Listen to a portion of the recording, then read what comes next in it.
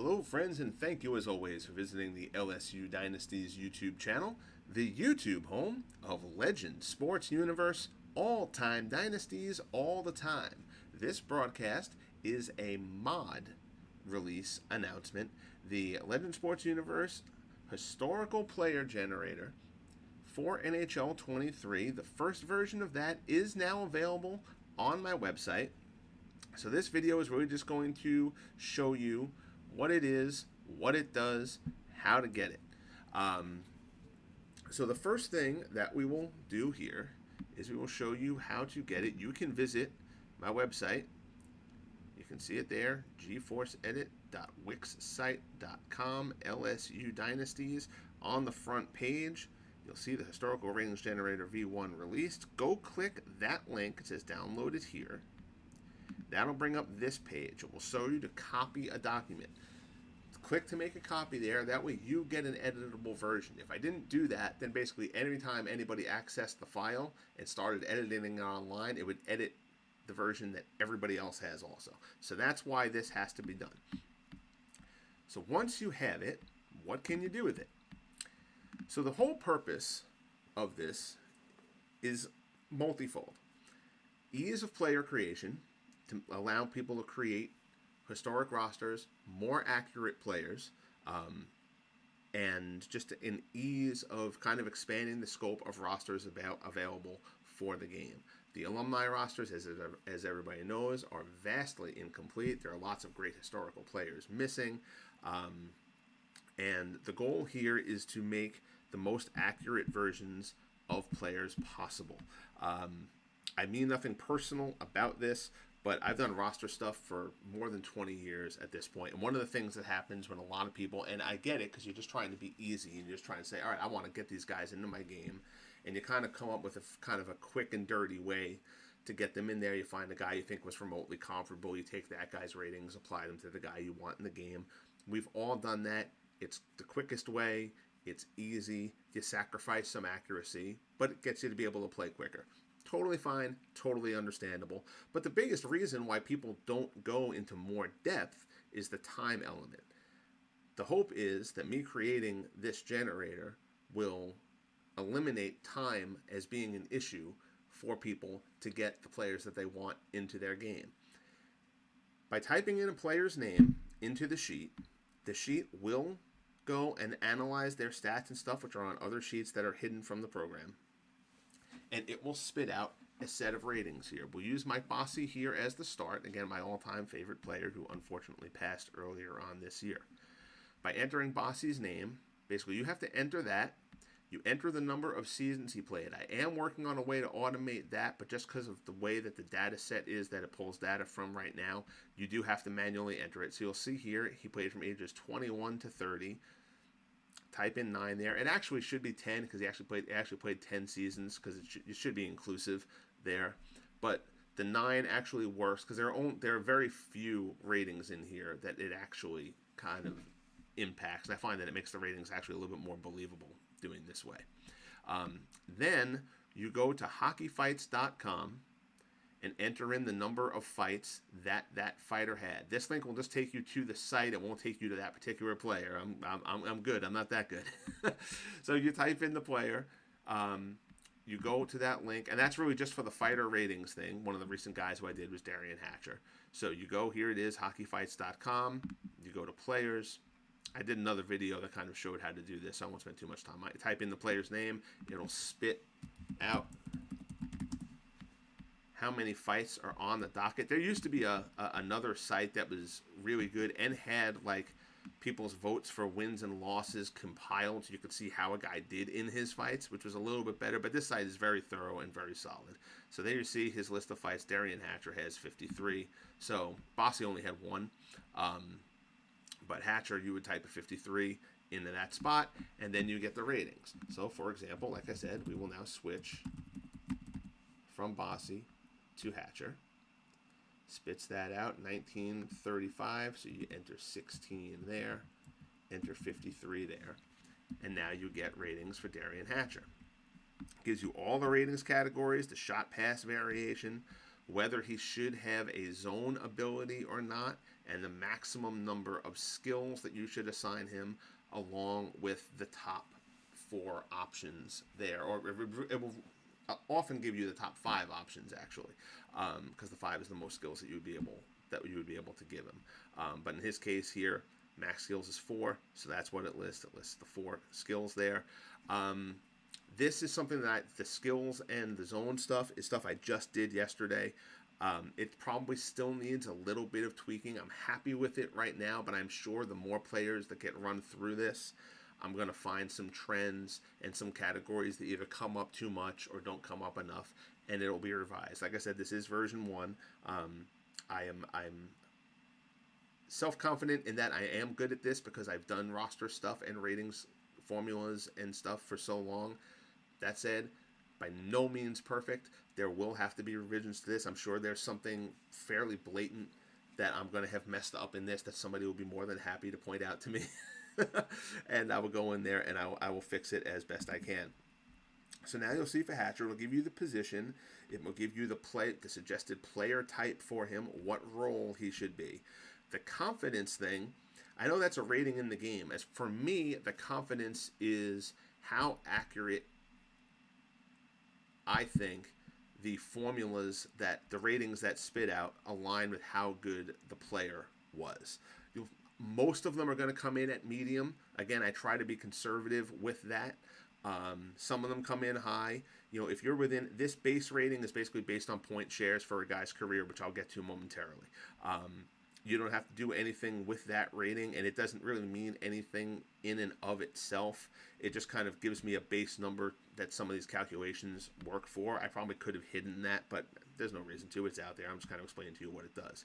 So if the overall is within, I think I do within 5, the confidence is high.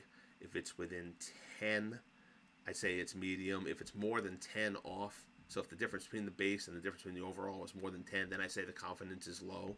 If you see somebody come up with low confidence, give them an extra look yourself and see if there's something that's jumping out at you as there being a mistake, because there probably should be something tweaked. A guy is probably either overrated or underrated in that sense. But that is basically the essence of how the sheet works. Somebody had mentioned Scott Stevens. So there you see Scott Stevens, get his stuff popped out there. We'll go up here, see how many fights Scott Stevens had in his career. I'm not going to do many of these guys. I don't want this video to go on for an eternity.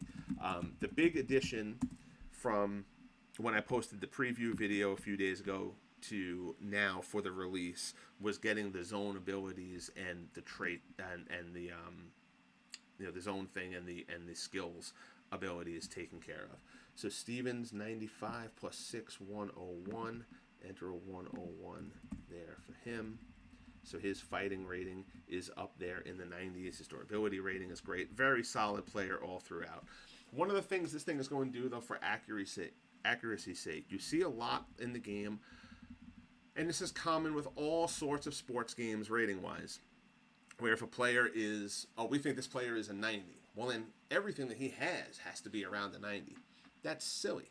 Why would Scott Stevens have a face-off rating around a 90 when he didn't take many face-offs? So there's no reason for that. So this kind of handles that a bit more appropriately. Discipline there for penalty minutes. So he's down at a 67 there.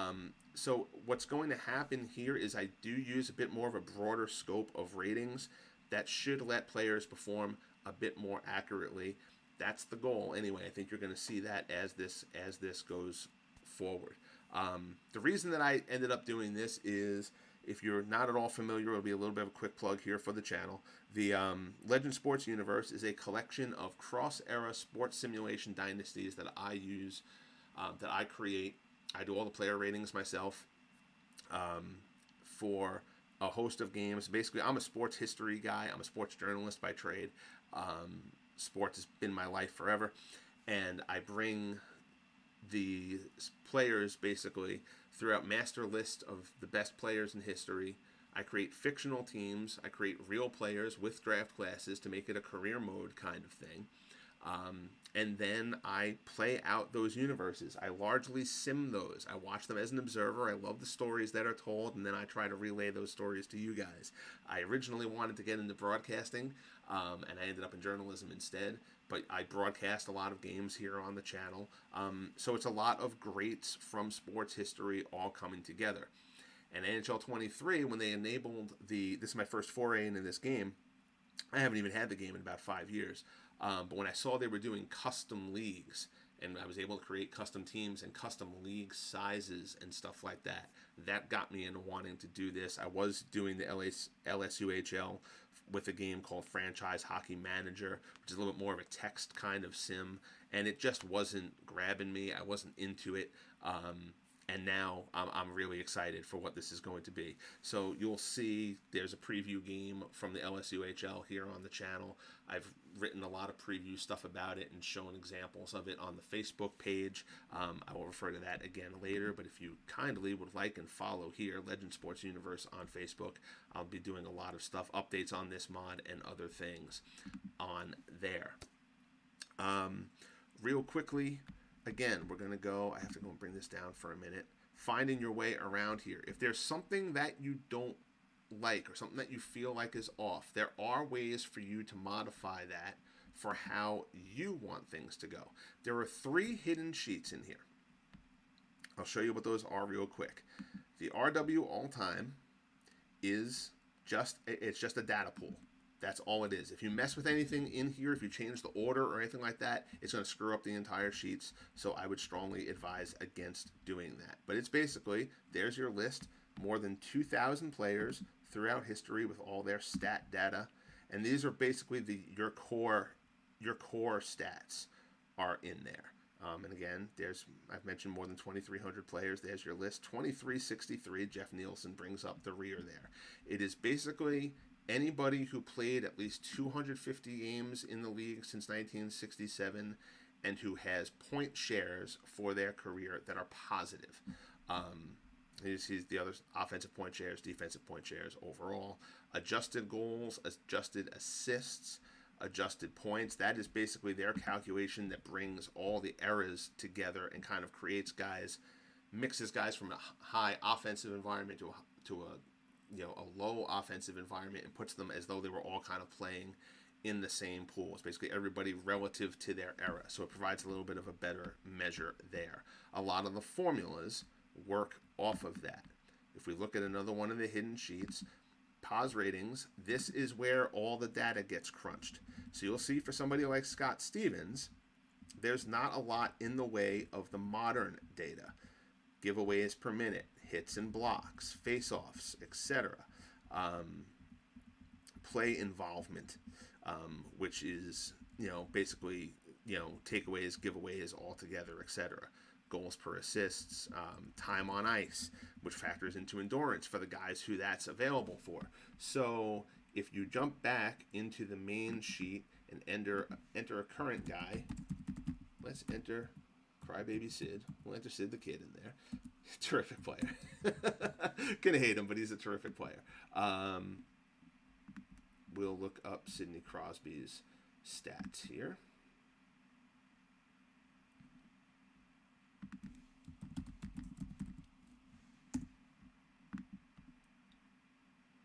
Total fights for Sid the Kid.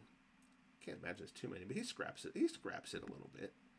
7. All right. I actually thought it would be a little bit higher than that. So there's Sid the Kid coming in at 92. He's got his third eye zone rating there.